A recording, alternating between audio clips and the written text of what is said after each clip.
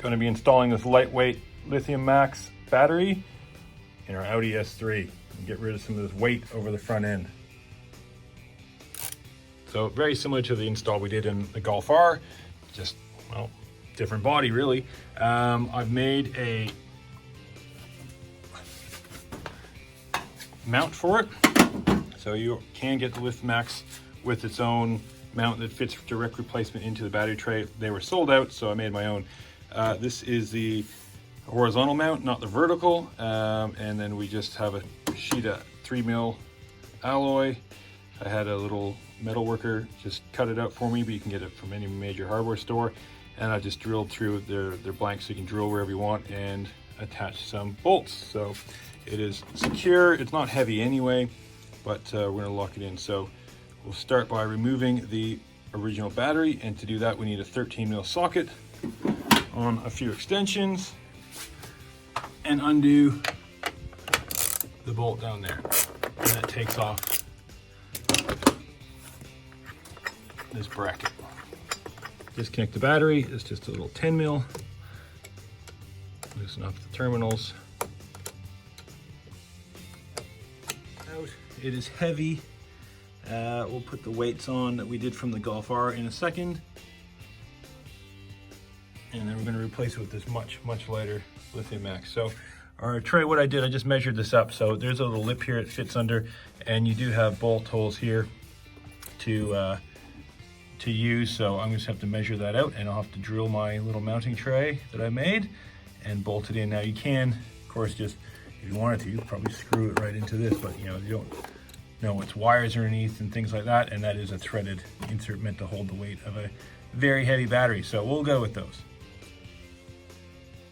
Because we're doing the sideways mounting, not the vertical mounting, so there's plenty of room on the positive. The negative was a bit tight with the battery.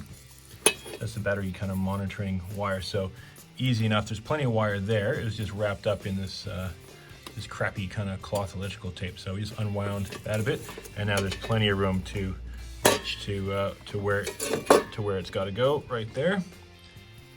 And then we'll trim our metal tray because it's got to fit in here underneath the underneath this little lip. And it's just a little bit narrow on one side, so we'll just give it a little trim, and we'll put it in there and bolt it all in. After trial and error and my terrible fabrication work, we now have this plate to fit. Now, I recommend buying the one that fits from factory. It'll save you from mucking around, but to be fair, I did this at work while the car was at home, so I had to go back and forth a few times to get it just right. So we're all secured up. There's a little bit loose, so I actually put a little bit of foam underneath the battery just to snug it up, and now we're putting on the terminals. So they give you some nice new terminals. Now they are different sizes, and they're nice enough to label them as red, and then obviously the one without is black. So they are different sizes to correspond with the different size on the car. Terminals are on, look very nice. I've got a little bit of a, this is actually some random surfboard deck grip I have, because you know, some guys have asked what Surf FX is on my shirt. That's my business, it's a surf shop, so just some offcuts here.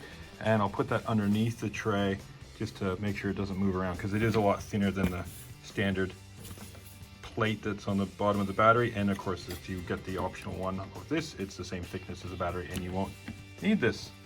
So we'll put it in and fit it up, and then we'll code the battery in. Just fold over the foam, and we'll see if we can drop this in with one hand. It's pretty light. Yep. There we go. Just tuck the foam up. So just clear the bolt hole.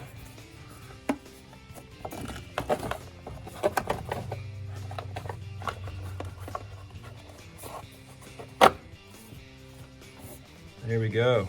Nice, that'll be snug. We'll put our 13mm bolt in, the factory one, and then we'll tighten it up. There we go. So putting the terminals on. Now, unfortunately, this orientation, the start button and the little number is down there, and I couldn't have it the other way.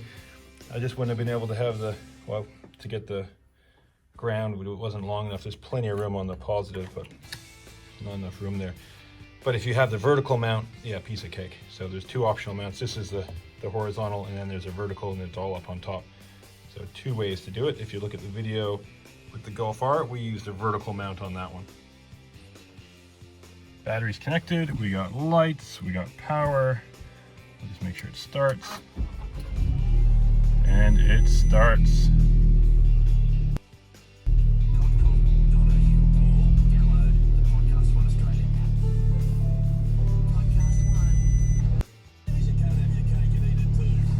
There we go. Running through all the systems. Okay, as usual with any Volkswagen stuff, lots of faults coming on. So we'll plug it in the OBD11, we'll clear some faults, and we'll change the battery style so it knows it has a lithium battery. Now that we're in the OBD11, we go to the Gateway 19, we go to Adaptation, and then we go Battery Adaptation, and now we have a list of things to choose from on here. You need to make it a lithium, and you need to change the serial number and put in the details like the cold cranking amps and things like that. Battery previously was binary, now we're going to go lithium. Boom. And down to OK. And the capacity, this is actually 65 amp hours. So 65, not amp hours, AH. And we go OK. And manufacturer, we can put in anything, but we'll put lith. Just need a few digits here.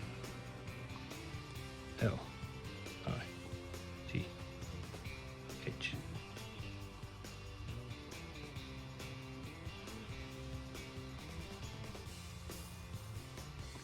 Okay, serial number.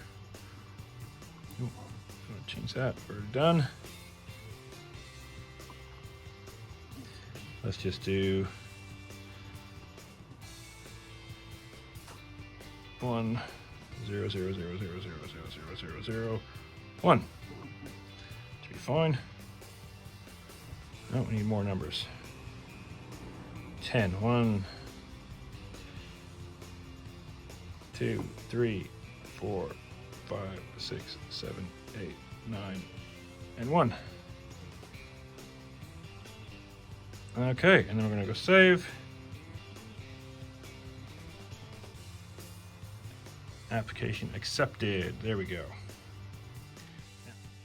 Okay, all the warning lights we had, we just went out for a drive and did the lock to lock turns on the wheels. Now we're connecting the OBD11 again. And we'll clear any faults.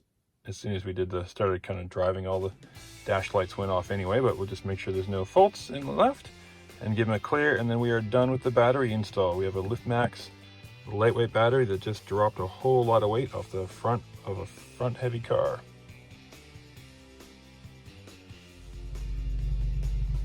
Cleared all the codes, there's only 4, and now we've got nothing coming up, and we are ready to go. Track day coming up, so we'll get it into race spec and go get it corner weighted. That'll be the next thing, to get proper corner balancing of the coilovers, get the maximum use of the suspension, and get this thing set up just perfectly.